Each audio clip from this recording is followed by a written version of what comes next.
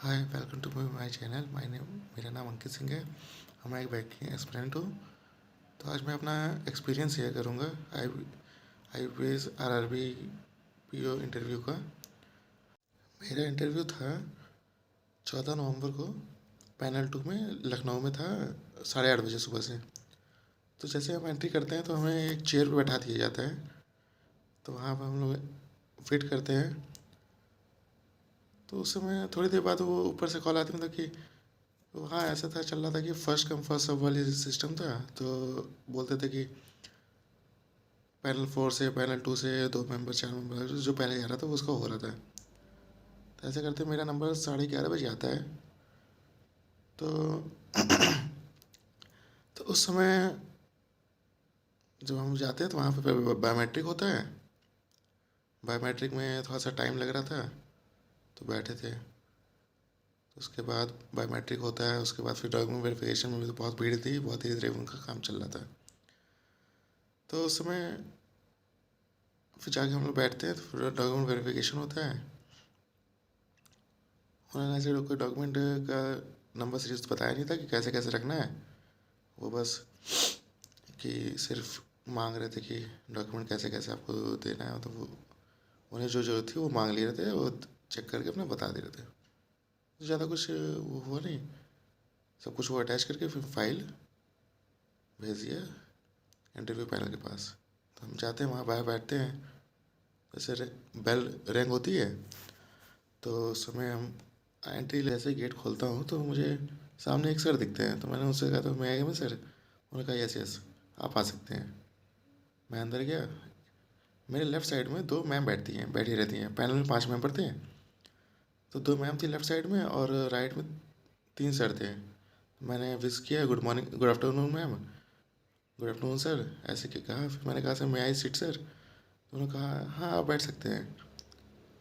तो मैं बैठा। तो जो सामने चेयरमैन सर थे, वो आपको देख के पता चल जाएगा कौन से चेयरमैन सर हैं। तो वो बोलते हैं कि तो आप, उन्होंने ऐसा कुछ पूछा नहीं कि इंट्रोड्यूस करो या तो कुछ करो। सबसे पहले उनका क्वेश्चन तो यही था कि व्हाट इज़ योर नेम। मैंने अपना नाम बताया। फिर उन्होंने पूछा अपनी क्वालिफ़िकेशन बताइए। तो मैंने बताया कि मैंने सर ग्रेजुएशन में बीटेक मैकेनिकल इंजीनियरिंग कर रखी है। उन्होंने कहा अच्छा अच्छा। फिर वो पूछते हैं कि आप कहाँ रहते हैं। तो मैंने सर बताया कि मैं प्रयागराज का रहने वाला हूँ। बस वहीं से फिर हॉट टॉपिक शुरू होता है। तो सबसे पहले पूछा आप प्रयागराज से हो तो फिर कौन सा मेला लगने वाला है वहाँ पे फ़िलहाल में बहुत साल के बाद। मैं कहा सर कुंभ, महाकुंभ लग रहा है 12 साल के बाद। वो तो ठीक था। उनका नेक्स्ट क्वेश्चन आता है जो मैं कभी एक्सपेक्ट ही नहीं कर सकता था। पूछते हैं कि कौन से नक्षत्र में कुंभ मेला लगता है। मैं मन में सोच रहा हूँ कि क्या भाई क्या क्वेश्चन है। फिर मैं थोड़ी देर सोचा, मैंने कहा सर नक्षत्र तो नहीं मालूम सर। महीना जो कहते हैं माघ मेला हो तो माघ के महीने में लगता है, तो वो मैंने बताया। कह रहे ये नहीं, वो नक्षत्र अलग होता है। मैं कहा सॉरी सर उसके बारे में मुझे मालूम नहीं है। तो फिर उन्होंने कहा अच्छा कोई बात नहीं, बताओ माघ कुंभ मेले के बीच में कौन कौन से 5 पर्व पड़ते हैं। मैंने कहा सर पर्व, कह रहे ऐसे मकर संक्रांति ये सब। तो मैंने 3 का नाम बताया कि मकर संक्रांति पड़ती है सर, और महाशिवरात्रि पड़ती है, मौनी अमावस्या पड़ता है। एक समय मैंने बसंत पंचमी बताया था, तो उन्होंने कहा कि हाँ एक पूर्णिमा भी होता है बेटा। तो उन्होंने ये हो गया। तो उन्होंने एक फीमेल मेंबर के पास किया। वो मैम पूछती हैं कि आप बैंकिंग में क्या पढ़ के आए हो। तो बैंकिंग में उन्होंने, मैंने कहा था मैं बैंकिंग में पढ़ के तो आया हूँ अच्छे से। उन्होंने कहा अच्छा ठीक है तो बताइए सीआरआर क्या होता है। फिर मैंने सीआरआर बताया। सिर्फ वही एक क्वेश्चन था जो बैंकिंग से मुझसे पूछा गया था। सीआरआर बताने पर मैम पूछती हैं कि तो आपका बेटा आपने आपकी हॉबी बताइए। मैंने बताया कि मैम मेरी हॉबी है चेस खेलना। बस। तो इसके बाद मैम पूछती हैं कि अच्छा चेस में जो अभी ब्रदर सिस्टर की डुओ है उनका नाम क्या है। मैंने बताया कि आर प्रगनंदा और वैशाली रमेश बाबू प्रगनंदा। तो उन्होंने कहा हाँ हाँ सही बता रहा है।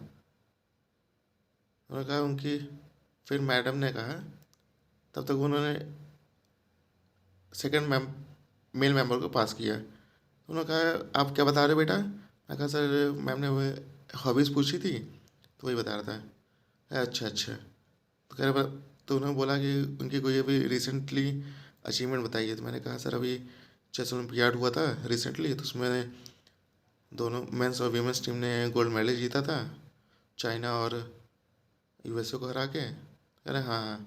अरे और कुछ बताइए उनके बारे में। मैंने कहा sir Praggnanandhaa youngest grand master थे इंडिया के। तो उन्होंने कहा कितने साल में बने थे? मैंने कहा सर सर आई गेस, मैं सर श्योर तो नहीं हूँ सर, पर 13 ईयर्स था।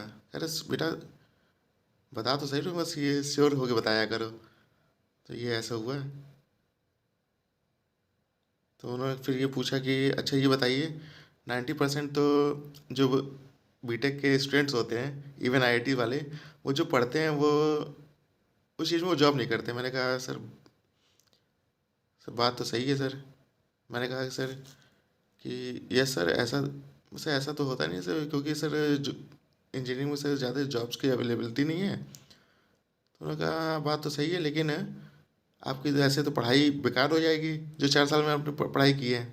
मैंने कहा सर पढ़ाई तो सब बेकार नहीं जाएगी सर, कहीं ना कहीं जो स्किल्स डेवलप हुए हैं 4 साल में वो कहीं ना कहीं यूज़ होते हैं। तो उन्होंने बोला कि कहाँ होते हैं? आपकी बैंकिंग की जो टेक्निकल नॉलेज है वो कहाँ यूज़ होगी? मैंने कहा सर जैसे कि कोई छोटी एमएसएमईज या कोई कंपनी लोन लेने आती है तो उसका हम सर्वे कर सकते हैं, और जो टेक्निकल एक्सपर्ट्स हैं उस पर हम हेल्प कर सकते हैं। उन्होंने कहा कहाँ कौन सी कंपनी आती है आरआरबीज में? मैंने कहा सर छोटे एमएसएमईज आते हैं। कह रहे हैं हाँ अच्छा ठीक है। उन्होंने कहा और कहाँ आ सकती है? मैंने कहा सर जैसे अब टेक्निकल एडवांसमेंट हो रहे हैं बैंकिंग में, तो उस पर हम ज़्यादा अच्छा को रिलेट कर सकते हैं। कह रहे हैं बेटा तुम सब कुछ सही तो बता रहे हो, बस जो मुझे वो पॉइंट नहीं पकड़ पा रहे हो। मैंने कहा सर मुझे लग रहा था कि उन्हें कुछ और जानना था। तो उन्होंने कहा कि चलो कोई बात नहीं। उन्होंने मेल थर्ड थर्ड मेंबर को किया। एक मैडम जो थी वो लास्ट में बैठी थी कोने पे, लेफ्ट साइड के लास्ट में। तो वो खाली देख रही थी। वो मुझे लगा था वो शायद साइकोलॉजिस्ट वाली मैडम थी, तो वो सिर्फ वो उन्होंने कुछ पूछा नहीं। तो मेरे राइट हैंड साइड में लास्ट में एक सर थे। उन्होंने पूछा बेटा आपने ग्रेजुएशन मैकेनिकल से किया है तो मैकेनिकल की कुछ चीज़ें बता दीजिए। मैंने कहा यस सर। तो उन्होंने ये पूछा कि आईसी इंजन में जो 4 स्ट्रोक और 2 स्ट्रोक इंजन होता है उसमें पिस्टन मूव करता है 4 बार और 2 बार, तो उसके आप स्टेप्स बता दीजिए क्या साइकिल होती है। पहले तो मैं बिना वो करके बता रहा था कि थोड़ा सा लाइंस नहीं बता रहा था। उन्होंने कहा बेटा लाइंस बताइए। मैं कहा सर थोड़ा सा सर सोचना पड़ेगा। उन्होंने कहा हाँ टेक योर टाइम। मैंने फिर थोड़े सोचा। तो फिर मैंने कहा सर उसके सर जो 4 प्रोसेस होते हैं साइकिल के, वो सर सक्शन होता है जिसमें वो एयर को सक करते हैं, उसके बाद कंप्रेशन होता है। तो सर वो एक इनिशियल टेम्परेचर पे पहुंच के आगे तो उस पर सर स्पार्क जनरेट होता है, जब वो उतनी हीट जनरेट होती है उसमें। तो उसके बाद सर इग्निशन होता है, तो सर जो फ्यूल बर्न होता है और जो लेफ्ट रह जाता है उससे एग्जॉस्ट के जरिए निकल जाता है बाहर। उन्होंने कहा हाँ ठीक है। उन्हें शायद एक क्वेश्चन और कुछ पूछा तो वो मुझे याद नहीं है ना, मैं उसको बताया था। तो मेरा इंटरव्यू तो ठीक ठाक ही गया था, ज़्यादा टाइम भी नहीं लगा था। मुश्किल से मुझे लग रहा है 7 to 8 मिनट लगे थे। क्वेश्चन तो मैं गेस ठीक ठाक ही बताएं, बस बस जैसा सोचा था वैसा कुछ नहीं हुआ। और बैंकिंग तो इस बार लग रहा है कि बहुत अच्छे से मैंने बात की। तो बैंकिंग वो ऐसा कर रहे हैं कि बैंकिंग पूछ ही नहीं रहे हैं। वो कह रहे हैं सब बैंकिंग क्यों क्यों पढ़ के आ रहे हैं, आपको नॉलेज तो है ही नहीं, मतलब कि करंट की और ये सब चीज़ें वो जानना ही सब चीज़ चाह रहे थे। मुझसे भी बैंकिंग से एक क्वेश्चन पूछा गया तो ठीक ठाक ही था। बस अब देखते हैं क्या होता है लास्ट में। अब 1 जनवरी का वेट कर रहे हैं, उससे पहले एक बार स्कोर कार्ड आ जाए तो थोड़ा सा पता चल जाए क्या होगा क्या नहीं होगा। चलिए फिर, तो कैसा लगा आप कमेंट बताइएगा। और फिर चलिए, थैंक यू, मिलते हैं अगले वीडियो में।